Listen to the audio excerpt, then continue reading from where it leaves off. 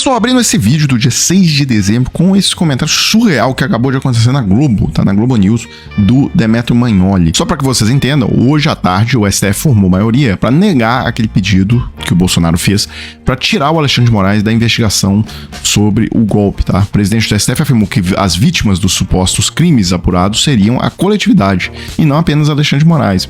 Exatamente, inclusive o próprio STF é a vítima tanto da depredação como das ameaças de morte e tal. Outros ministros também foram. Enfim, e aí vem o Demetrio Magnoli e dá esse comentário aqui. A defesa de Bolsonaro, nesse caso, está juridicamente correta, porque qual é o argumento? Que Alexandre de Moraes não pode ser, ao mesmo tempo, vítima, porque ele seria assassinado, investigador, porque ele é o relator do inquérito, e juiz.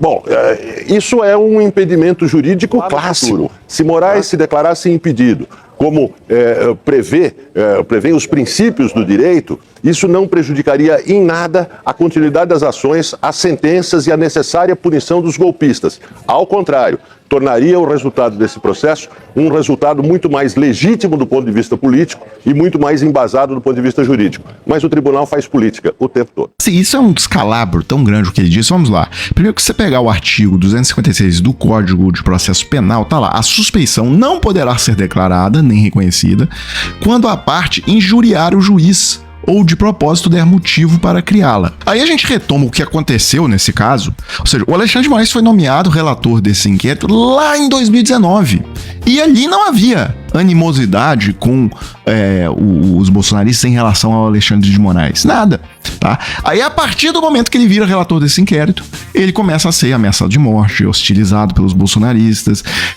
fizeram até plano de assassinato dele, etc e tal. Então, o Bolsonaro o xingou várias vezes. Então, na verdade, quem está hostilizando, quem criou a suspeição, quem deu causa à suspeição foram os próprios bolsonaristas, foi o próprio Bolsonaro. E aí eu citei anteriormente o que está no Código de Processo Penal, mas também na área civil é a mesma coisa, tá? Porque é óbvio isso que a gente está tratando, né, pessoal? Artigo 145 do Código de Processo Civil, agora, será ilegítima a alegação de suspeição quando houver sido provocada por quem a alega. E eu fico chocado com isso, que o sujeito não consegue perceber que o Alexandre de Moraes passou a ser hostilizado depois que ele virou relator desse inquérito.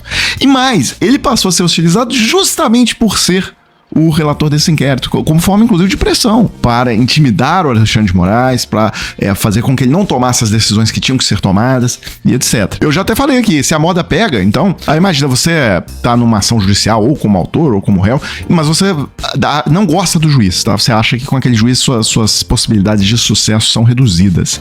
Bem, aí você quer trocar aquele juiz de qualquer jeito, colocar outro juiz no caso, você passa a hostilizar o juiz, a xingar a família do juiz, a mãe do juiz, você passa a mandar mensagens ameaçadoras pro juiz e depois você entra com um pedido dizendo, olha só, o juiz é meu inimigo íntimo, tá? É meu inimigo pessoal, então tem que ter suspeição nesse caso. É um absurdo muito grande isso. Bem, e eu acho interessante fechar esse comentário com essa imagem mesmo, tá? Porque, para apontar outro problema da fala do Demetrio, porque o ataque era contra o Supremo Tribunal Federal. Vários ministros foram ali ameaçados de morte, etc. Então, o inquérito não adianta transferir para outro ministro do Supremo, tá?